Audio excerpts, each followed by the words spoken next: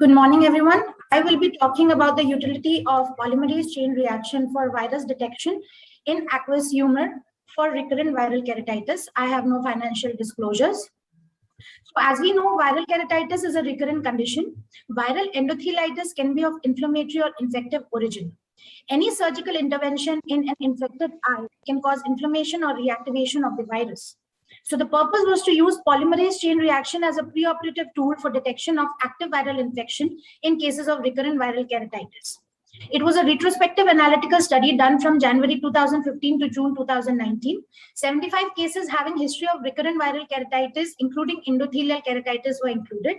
Aquastab 0.01 ml was taken in insulin syringe with 30.5 gauge needle and sterile OT under topical anesthesia. The sample was sent within 1.5 hours at 18 to 25 degrees Celsius for evaluation. PCR for HSV, CMV, and VZV was done by the PCR kit following the manufacturer's instructions. And the detection of DNA band was done in gel electrophoresis with proper positive and negative control. In all cases, oral antiviral treatment was started after positive final report. Patients underwent surgical procedure after the PCR was negative. Patients were then followed up on day 1, 7, and 3 monthly intervals.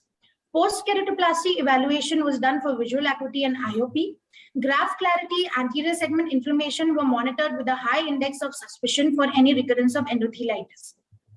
The recurrence was defined as localized or diffuse corneal edema with anterior chamber inflammation and KPs, unexplained sudden decrease in endothelial cell count in an uninflamed eye with normal graft appearance, intraocular inflammation that failed to clear or worsen with conventional high-dose corticosteroid treatment regimen.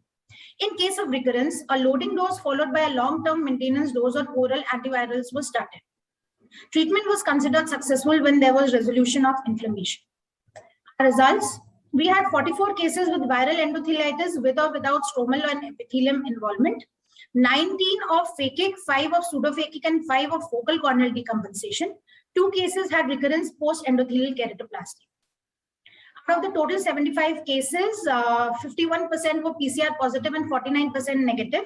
Out of the positive cases, maximum were for HSP, followed by VZV 3 cases and CMV in 2 cases.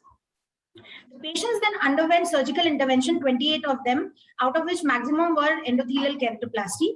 The interval between PCR test and surgical intervention was a mean of 2.9 months for EK, 3.45 months for phaco, 4.3 months for intrastromal anti-VEGF injection, and 1 case of PKP was done after 15 days.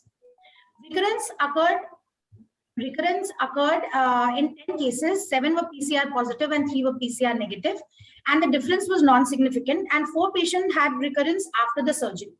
The incidence of recurrence was a median of 4 months. Looking at the duration of oral treatment, patients who did not have a recurrence had a longer duration of oral treatment, and patients who were initially PCR positive had a longer duration of oral treatment. The mean duration was 8.14 months. Tablet acyclovir 400 mg BD or tablet valsiclovir 500 mg OD was given as maintenance dose. In CMV positive patients, tablet valganocyclovir 900 mg was given for 1 year. Sensitivity of PCR for no recurrence was 81.58%, and the positive likelihood ratio was 0.89 with 95% confidence interval. All grafts remained clear after recurrence and starting oral antivirals with a median follow-up of 12 months, and there was no second episode of recurrence. So, post-keratoplasty viral infection may elicit an autoimmune mechanism towards the endothelium and present clinically with a rejection-like picture. There is a high risk of spontaneous graft rejection after a primary graft in patients with herpetic eye disease, which was reported to be 29% in the first year and 46% at the 2-year follow-up. The less invasive EK technique and the subsequent decreased inflammatory load disturb the host immunological balance to a lesser degree, thus maintaining local control of viral latency. Asi et al. And Basak et al. Report good outcomes of DMEK in patients having corneal decompensation due to HSV when perioperative oral acyclovir and valsiclovir respectively were given for up to 1 year. In a study by Anshu et al., the post-transplant recurrence rate for CMV positive endotheliitis was much higher than for CMV negative endotheliitis, 7.4%. We had similar results in our study, but the recurrence rate was higher in PCR negative cases, 30%. PCR can also be helpful in diagnosis. Example, in a case report by Enoch et al., the diagnosis of VZV could be confirmed only by PCR in a case of zoster sign herpetitis. And in a case report by Basak et al., a one-night patient who presented 2.5 months post-DMEC with interface infiltrate, which was suspected to be of fungal origin, but the diagnosis was confirmed to be HSV recurrence by PCR. This was the post-op picture, and this was the interface infiltrate. After PCR, when it was found to be HSV positive, topical steroids with oral antiviral cover was given, and the infiltrate resolved, and the graft remained clear. So to conclude, incidence of recurrence after PCR positivity is much higher than after being PCR negative. PCR from aqueous humor can be a diagnostic tool before starting long-term antiviral treatment, especially in one-night patients. It also helps in cases having a diagnostic dilemma. Thus, it can be included as a routine preoperative investigation for patients having recurrent viral endothelitis planned for intraocular surgery. These are my references. Thank you. Thank you, Dr. Nidhi. Nice presentation. Anyone is asking any question to Nidhi? Okay. I have to ask you something. What is your main aim? Our main aim is to find the recurrence rate in cases in whom PCR has been done, and and when is the right time to operate these cases, and what is the incidence of recurrence according to their initial PCR positivity or negativity. Have you done in all acute cases also? Some acute cases we have done, and some we have done who had history and then they were planned for surgery. In those preoperatively, we did the PCR test.